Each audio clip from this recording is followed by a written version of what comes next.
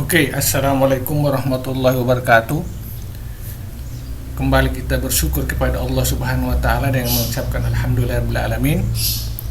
Tak lupa salam salawat senantiasa kita sampaikan ke Nabi besar Muhammad sallallahu alaihi wasallam. Pada kesempatan ini saya melanjutkan proses kuliah kita terkait dengan mata kuliah Statistika Ekonomi 1. Pada video-video kemarin yang pertama ataupun kedua kita masih membahas terkait dengan korelasi. Kemudian kita sudah melihat bagaimana penggunaan formula atau rumus untuk memecahkan atau menganalisis data, baik ke rumus pertama ataupun rumus kedua dengan menggunakan data yang sama, dan ini menghasilkan hasil hitungan yang sama, yaitu adanya hubungan antara variabel X dengan variabel Y yang dinyatakan dengan R koefisien korelasinya adalah 0,99 atau 98% kalau dinyatakan dalam bentuk matematik. Ini menunjukkan bahwa ada hubungannya itu positifnya itu sangat kuat sekali. Nah, kemudian selanjutnya kita mencoba untuk melihat data ini. Akan tetapi sebelum data ini saya mau menyampaikan kepada mahasiswa sekalian, ada tugas untuk Anda, yaitu data ini kemudian saya rubah dengan menambahkan masing-masing angka X-nya. Saya tambahkan masing-masing 3. Jadi misalnya 1 menjadi 4, 2 menjadi 5, 4 jadi 7, 5 jadi 8, dan seterusnya. Saya ulangi, saya kasih pekerjaan rumah untuk Anda lakukan. Anda kerja di rumah dengan cara yang sama, datanya yang saya rubah. Variabel X-nya atau data X-nya dari aslinya ini saya tambahkan masing-masing 3. 1 jadi 4, 2 jadi 5, 4 jadi 7, dan seterusnya, ditambahkan masing-masing 3 angka. Kemudian Y-nya ditambahkan 2. Jadi 2 menjadi 4, 4 jadi 6, 5 jadi 7, 7 jadi 9, dan seterusnya. Jadi X-nya ditambah 3 untuk tiap-tiap angka data yang ada, sedangkan Y-nya ditambah 2 untuk data yang ada. Lalu Anda melanjutkan dengan menganalisis menggunakan rumus pertama dan rumus kedua. Nah, tentunya langkah selanjutnya adalah melakukan tabulasi seperti begini, lalu kemudian memasukkan ke dalam rumusnya, lalu mencari apakah R koefisiennya itu positif atau tidak, ada hubungan atau tidak. Kalau ada hubungan, dilanjutkan melihat apakah hubungannya positif atau negatif, kemudian negatif atau positifnya itu kuat atau lemah. Nah, itu Anda harus menjelaskan hasil akhirnya, Anda menjelaskan seperti begitu. Itu adalah tugas untuk Anda, tugasnya itu Anda kerjakan, kemudian nanti Anda saya umumkan bagaimana cara untuk mengirim tugas itu kepada saya. Oke? Nah, selanjutnya kita mencoba lagi untuk melihat data ini, tetapi saya berpikir kalau Anda sudah paham contoh pertama, contoh kedua, kemudian ada tugas lagi, berarti tidak terlalu repot lagi untuk Anda menyelesaikan ini.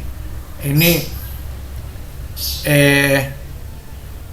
menggunakan data X-nya itu 2, 4, 5, 6, 8, 10, 11, 13, 14, 15. Kemudian data Y-nya adalah 15, 14, 12, 10, 9, 8, 6, 4, 3, dan 2. Kemudian dimasukkan ke dalam tabel ini, lalu dibuatkan tabulasinya, mencari X kuadrat, Y kuadrat, dan X kali Y-nya. Dapatkan hasil di bawah, jumlah total yang di bawah, kemudian jumlah total ini dimasukkan ke dalam rumus ini. Nah, rumus ini tentunya penyelesaian rumus ini terutama bagian penggunaan akarnya itu harus menggunakan cara seperti yang saya jelaskan kemarin. Silakan Anda mencoba, lalu kemudian hasil akhirnya ternyata adalah ada hubungannya itu positifnya sangat kuat.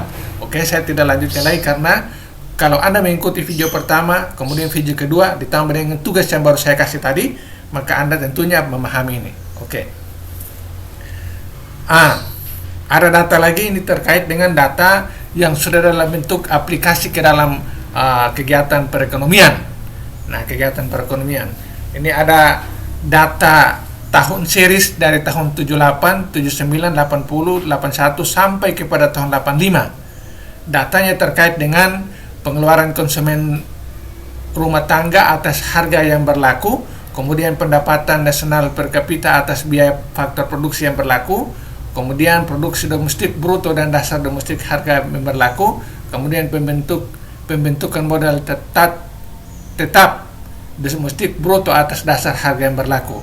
Ini ada 4 variabel yang akan kelihatan di atas, tetapi nanti dalam contoh ini Anda mengambil data dari pengeluaran konsumen rumah tangga atas harga yang berlaku dihitung dalam rupiah, kemudian pendapatan nasional per kapita atas biaya faktor produksi berlaku.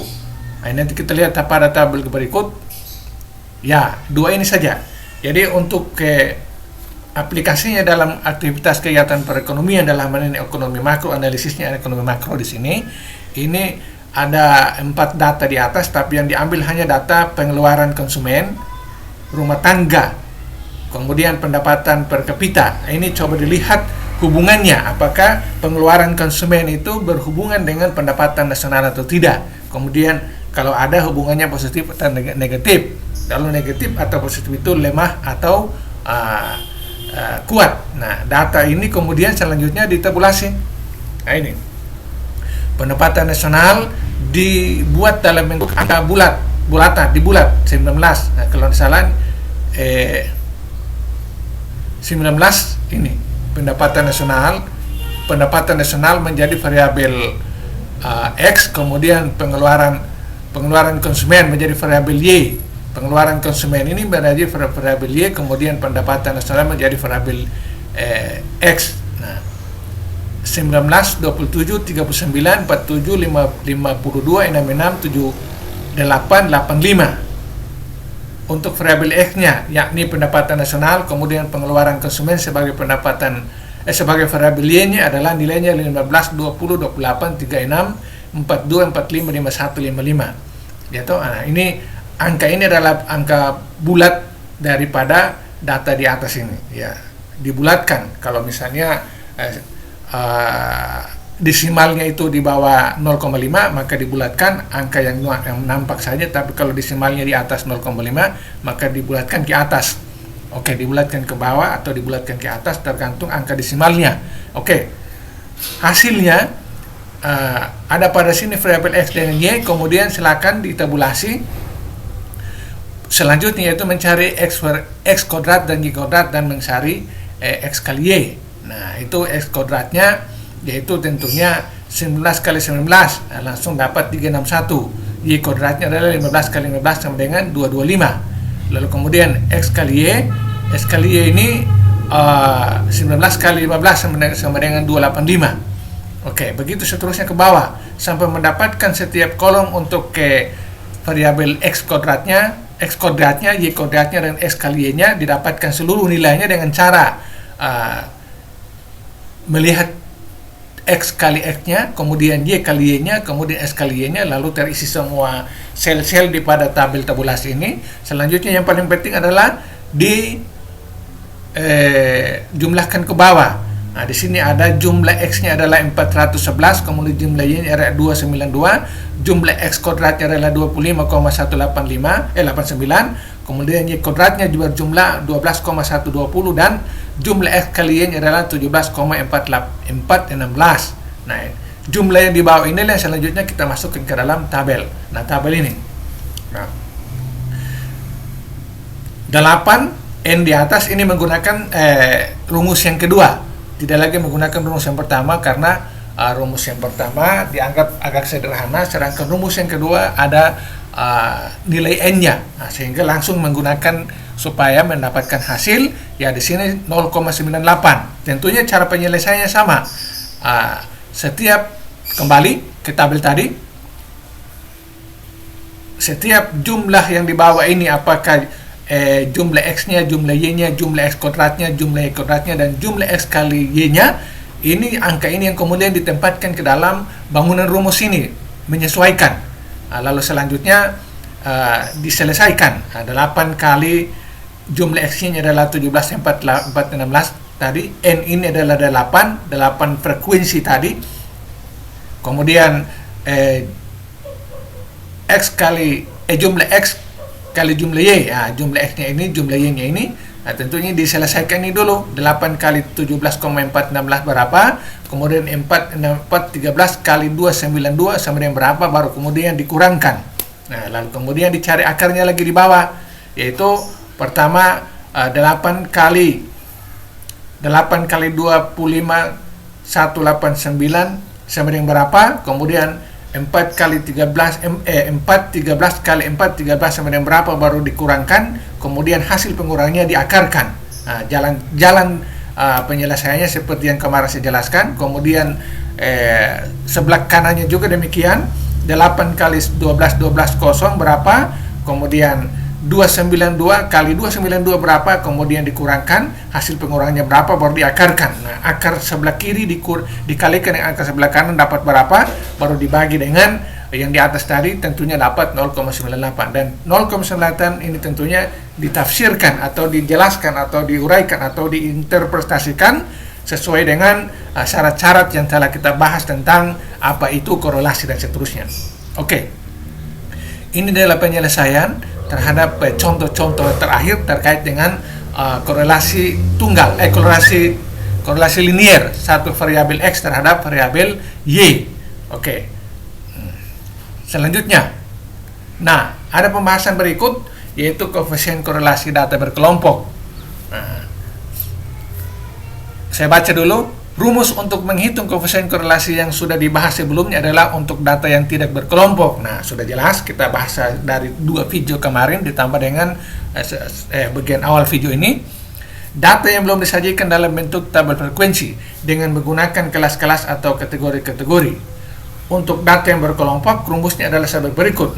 Untuk menyelesaikan hubungan antar variabel di mana datanya itu di berkelompok-berkelompok, itu kita bisa melihat atau menggunakan melihat dengan menggunakan rumus di sini data berkelompok sebagai berikut, yaitu R sama dengan N kali jumlah UVF kurang jumlah U kali F kali V bagi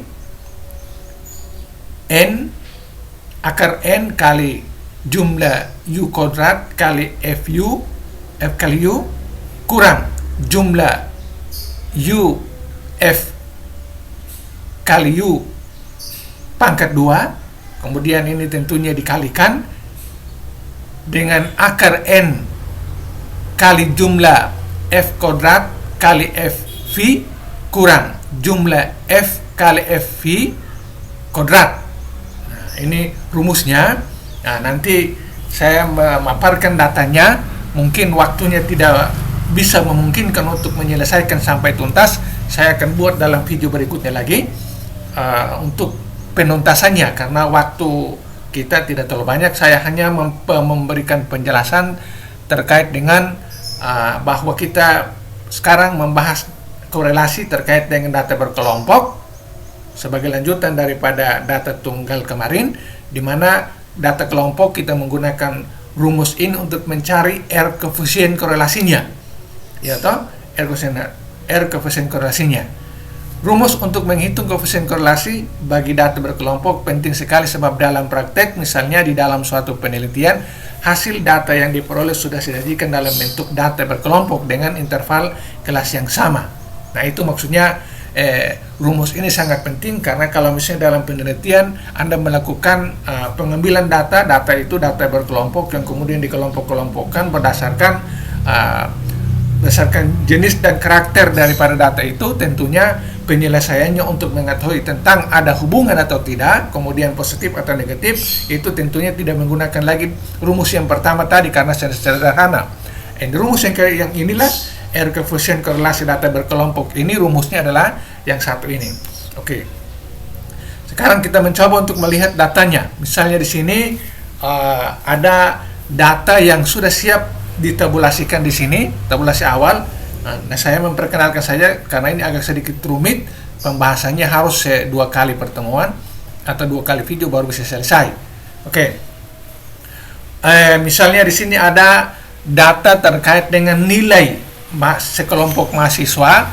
Ada sekelompok mahasiswa yang memiliki nilai, ada nilai matematika, ada nilai statistik. Nah, nilai matematik, statistik.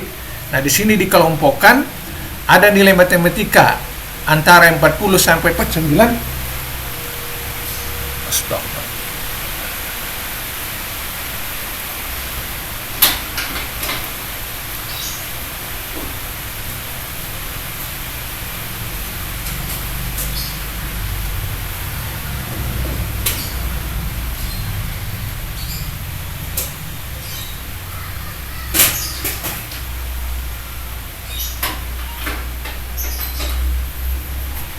Ya, saya breakdown sementara karena ada gangguan hujan, ada jamuran. Oke, selanjut. Ada nilai berkelompok dari sekelompok mahasiswa, nilai matematika dikelompokkan di antara nilai 40 sampai 49, kemudian 50 sampai 59, 60 69, 70 79, 80 89 dan 90 99. Kemudian nilai statistik dikelompokkan pula mulai dari 40 sampai 9 sampai kepada 90 99. Nah, kemudian yang berwarna kuning ini adalah jumlah kolom pertama, kedua, ketiga, 4, 5, 6, 7, 8. Oke. Kemudian ini nilainya. Nilainya ini. Ada kelompok mahasiswa yang memiliki nilai matematika 70 sampai 79 2 orang, dan statistika 90 sampai 99 2 orang. Artinya ada 2 mahasiswa yang memiliki nilai matematika 70 sampai 79 dan statistik 90 sampai 99. Kemudian ada mahasiswa yang memiliki nilai matematika 80 89, itu 4 orang, dan 4 orang ini pula memiliki nilai statistik 90 sampai 99. Kemudian ada nilai matematika 90 sampai 99, ada 4 orang, dan 4 orang ini nilai matematika 90 sampai 99. Saya lanjutkan pada baris kedua. Ada 1 mahasiswa yang memiliki nilai matematika 60 dan 69. Kemudian 1 mahasiswa ini memiliki nilai statistiknya adalah 80 sampai 89. Dikelompokkan ke dalam 80 sampai 9. Kemudian ada 4 mahasiswa yang memiliki nilai matematika 70 sampai 79. Kemudian 4 mahasiswa ini juga memiliki nilai statistik 80 sampai 89. Dan ada 6 mahasiswa memiliki nilai matematika 80 89, dan 6 mahasiswa ini juga kalau dilihat nilai statistikanya adalah 80 89. Kemudian ada 5 mahasiswa yang memiliki nilai statistik 80 89 dan memiliki nilai matematik 90 dan 99. Begitu seterusnya analisisnya ke bawah. Kemudian dijumlahkan ke kanan. Ya toh? Nah, mahasiswa yang ada pada rank 90 sampai 9 ini untuk statistikanya yang nilai dari 90 sampai 9 ini ada 10 orang. Ya toh? Kemudian yang 80 sampai 99 ada 16 orang, kemudian yang 70 sampai 99 ada 24 orang.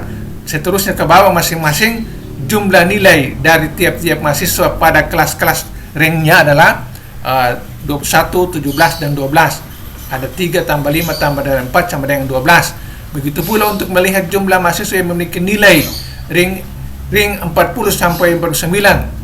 Kemudian seterusnya sampai 90 sampai 99 itu bisa dilihat ke bawah, jumlah 1 orang 3 kemudian tambah 1 tambah 3 tambah 3 7. Nah, artinya nilai mahasiswa antara 40 sampai 99 itu ada 3 orang. 7 orang. Kemudian 50 sampai 59 ada 15 orang, nilai 60 sampai 9 ada 25 orang, nilai 70 sampai 79 ada 23 orang, 80 sampai 89 nilai matematika itu ada 20 orang, nilai matematika 90 sampai 99 itu ada 10 orang. Oke, jumlah total 100 dari atas sampai ke bawah. Untuk matematikanya, untuk statistikanya adalah 10 tambah 16, 24, 21, 17, 19 sama dengan 100 jumlahnya. Begitu pula mahasiswa yang sama juga kalau tersebar untuk data matematikanya adalah 7, 15, 25, 23, 20, 10, 100. Nah, ini adalah data dari satu kondisi satu kelas yang memiliki nilai sebaran untuk matematika dan statistika, dibuatkan dalam bentuk tabel ini. Selanjutnya menggunakan tabel ini untuk menuju kepada analisis korelasi. Maka tindakannya berikut adalah melihat kelas nilai matematika dibuatkan terpecah menjadi dua, masing-masing statistik statistik satu tabel, kemudian matematik satu tabel. Nah, dibuatkan ke bawah nilai kelas nilai matematika 40 sampai 9, kita ambil nilai tengahnya 45. Oke. Kemudian 50 sampai 59 5,4 54,95, 60 sampai 69 64,5, ini angka tengahnya. 70 sampai 79 angka tengahnya adalah 74,5. Kemudian 80 sampai 9 angka tengahnya 84,5, 90,99 angka tengahnya 94,5. Angka tengah ini dapat dengan cara misalnya 40 tambah 49 bagi 2 dapat 44,5. Oke. Kemudian FU-nya, nah ini rumus huruf-huruf atau konotasi yang ada dalam rumus tadi yang harus ditulis di sini. 7, 15, 25, 23, 20, 10. Ini adalah jumlah mahasiswanya tadi. Jumlah mahasiswa yang memiliki nilai 40 sampai 9 adalah 7, kemudian 50 sampai 9 atau rata-rata 54,5 ini adalah 15. Begitu pula seterusnya ke bawah. Sementara U-nya ini adalah angka yang sering digunakan di dalam mengurai data statistik, yaitu kalau melihat frekuensinya ini adalah misalnya 6, maka dimulai daripada min 2, kemudian min 1, kemudian 0, lalu kemudian 1, 2, 3. Itu sering-sering digunakan di dalam mentabulasi data. Begitu pula untuk statistikanya, dengan cara yang sama tadi untuk matematika kita melihat, kemudian ada di sini U-nya adalah 2, 1, 0, min 1, min 2, min 3. Nah, ini kebalikan daripada matematikanya, supaya sebentar bisa dapat dianalisis lebih lanjut. Tidak bisa kalau matematika dimulai daripada 40 sampai 49, kemudian sampai kepada 99, maka posisinya itu min 2 ada pada angka yang terkecil. Begitu pula statistikanya. Nah, kemudian FV-nya adalah nilai angka terkait dengan mahasiswa tadi. Oke. Saya kira ini data ini penjelasan ini sampai di sini saja, karena kalau sampai ke sini butuh waktu yang lama, karena saya harus menjelaskan satu persatu. Nanti minggu depan saya akan menjelaskan lebih terperinci mulai dari sini, atau mungkin mengulangi daripada data awalnya, kemudian melanjutkan ke sini, lalu masuk ke sini, karena membutuhkan waktu yang lama untuk saya menjelaskan ini. Mungkin mendekati 1 jam, belum lagi kita masuk kepada penyelesaian akhirnya untuk mencapai nilai terakhirnya di sini. Itu membutuhkan waktu yang lama. Jadi saya akhiri video kali ini, mungkin durasinya agak singkat sedikit, karena walaupun singkat tapi saya mempercepat penjelasan. Saya mengucapkan banyak terima kasih. Assalamualaikum warahmatullahi wabarakatuh.